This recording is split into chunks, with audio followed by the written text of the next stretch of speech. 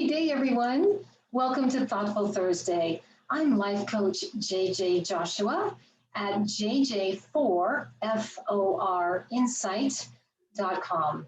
I have been providing miracle-minded spiritual life coaching since 1992.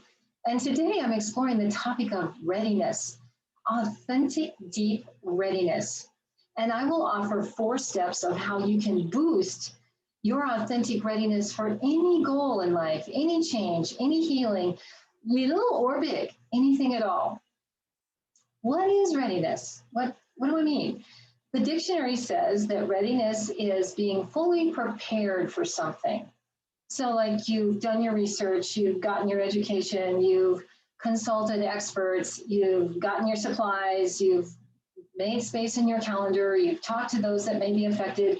That's a to-do list. That's measurable preparation. But aspect number 2 is where the rubber meets the road on any change. The dictionary says being fully prepared for something and being willing to do something differently, willing to do it. The willingness is what can get in the way. I was inspired to share this topic today because I came up against a big, huge unwillingness rock just yesterday in one of my own change endeavors. I was going to start a new health regimen that was only going to take 2 weeks of my life, not my whole life, just 2 weeks. That's all it's going to take. I'd done all my preparation, consulted the physicians, got the supplies, paid some big money, went through all of that to get ready. And I was going to start yesterday. And when I went to start, I heard this inner voice and this feeling of, no way, no. It's just flat out no. And I came up against the willingness. It was tangible. I kind of had to step back. It's like, whoa, what's that? I've been thinking about this for months. This wasn't just something I decided last week. I've been working up to this. So what causes the unwillingness? Basically, there's 2 things that cause us unwilling to change. And that is, the first one is that the cost-benefit ratio to some aspect of you isn't good enough. It's not high enough. The cost of what I have to give up is not, the benefit that I'm going to receive is not greater than the cost. The cost is too high on this, and it doesn't work. So then you have an inner battle, cost-benefit, cost-benefit. So I'll tell you what the cost to me was going to be for this health regimen, is I had to give up something very precious to me. And that's my 3 cups of coffee every day. One with breakfast, lunch, and dinner. That's like my dessert. For 4.5 years, I have been completely abstinent of all flour and sugar. So the only treat that I get in my daily diet is my gorgeous organic designer decaf coffee with organic coconut milk. Yamananda, that's my treat. And my inner kid was like, no way, I'm not giving up that coffee, not for 2 weeks for that nebulous health benefit. You know, you never know if these things are going to really help you or not. And so it was clear as a bell that my inner kid was not on board and nothing was going to happen. All right. So cost benefit ratio is not high enough. And the other aspect that might get in our way is actually fear, that this is too risky. It might risk a relationship I have, or it might, have to get out there more, or it might even feel dangerous to some aspect of you. Some form of fear, which is usually irrational, says, no, I can do all the preparations all day long because that's not the commitment. The commitment comes in the doing. Preparing to do, we can be busy about that for years, but it's actually doing, putting your commitment down on the table and saying go. That's the difference. So cost-benefit ratio or fear will block that willingness. So here are the 4 steps that you can do to boost your willingness and get deeper committed inside of yourself. And the first one is to remind yourself of the why. We know this. All leaders, all consultants will say, why are you doing this? What's the payoff?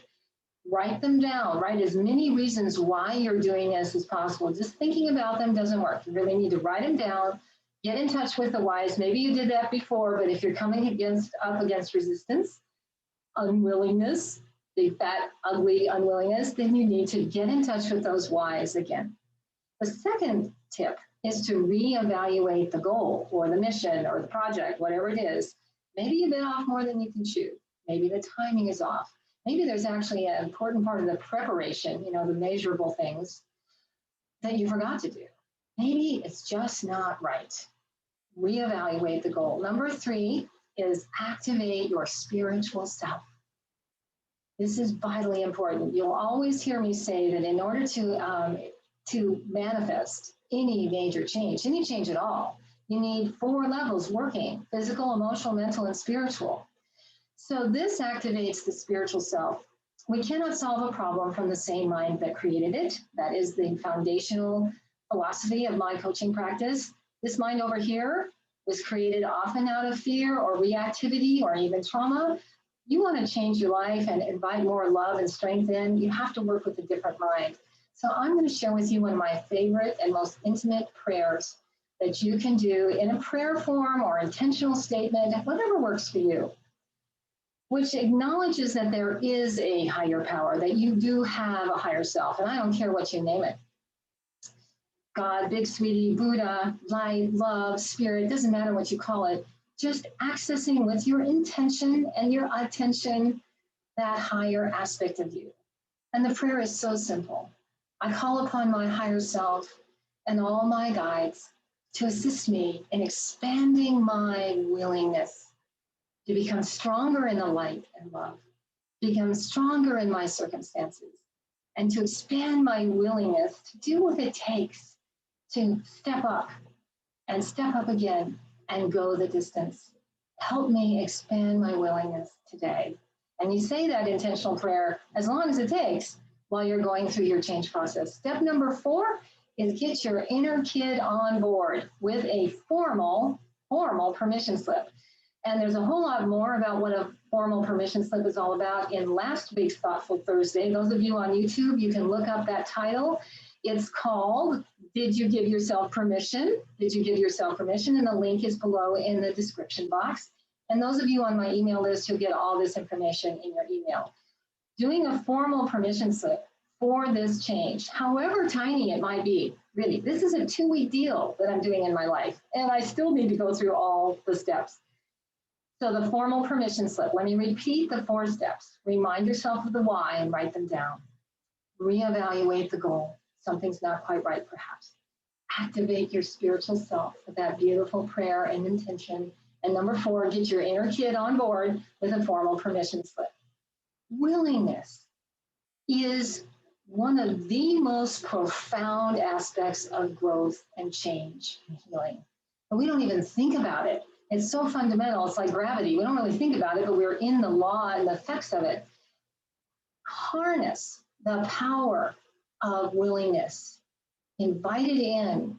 Get close to it. Ask yourself, am I really willing to do this? Am I really willing to change? Yes, you are willing. And so after doing the 4 steps, you want to reset your button and go. Ready, set, go, right? And you'll experience the inner go. You'll just know if your willingness is on board enough. We can't push the river of change. We try, but we really can't. But what we can do is we can remove boulders from that river and debris. We can take stuff that's in the way out of the river so that the river of change and evolution can flow more easily. For example, 20 years ago, I was in great pain, psychological and physical pain, with disordered eating life and overweight. I was quite overweight. And I've been trying and failing to change all that. I wanted so badly for that part of my life to heal 20 years ago. Fast forward to 4.5 years ago, and I had tried and failed. But 4.5 years ago, I reached the point of deep, authentic willingness to do whatever it took to change and heal that aspect of my life. I mean, whatever. And it took a lot. It was a lot of work. I had to give up one of my favorite addictions, which wasn't flour and sugar. It was the addiction to convenience. Being single, I could just stop in at a deli and get whatever I wanted. I could eat on the road, anything I wanted. I had to give up convenience. There's really not a lot of convenience around healthy eating. I mean, you can get better at it, but you got to give up that idea. So it wasn't until 4.5 years ago that I was willing to go the distance, whatever it took, and I succeeded. And I used all 4 of those techniques every day to help me keep going the distance.